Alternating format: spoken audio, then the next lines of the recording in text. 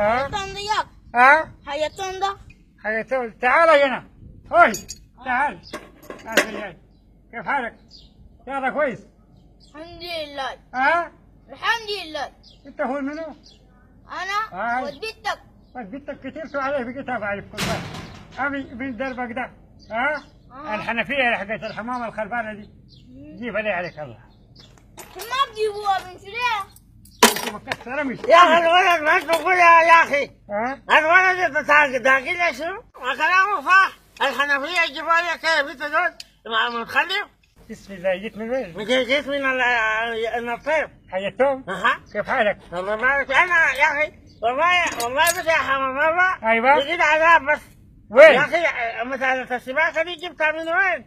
والله هوي انا احكي لك تاريخه كله. انا السباكه دي لما بديتها في المديريه. في المديريه. ما سمع؟ شغال للحاكم الانجليزي. ايوه. بصلح لهم حنفياتهم. ايوه. كيف من رحلتهم من البلد انا ده. رحلت الانجليز؟ اي والله. والله دول كذاب. كلامك كلام ساكت. دول كلام دول مخرف. ايوه. وما عندك اي كلام زي ده.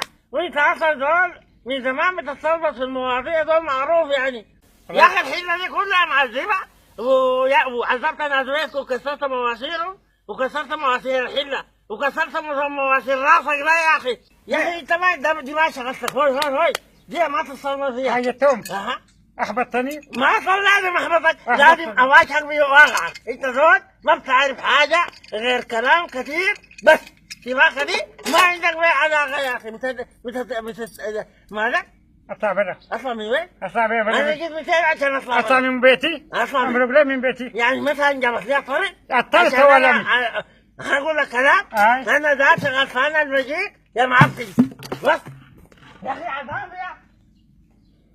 ده من الجهنة السنة.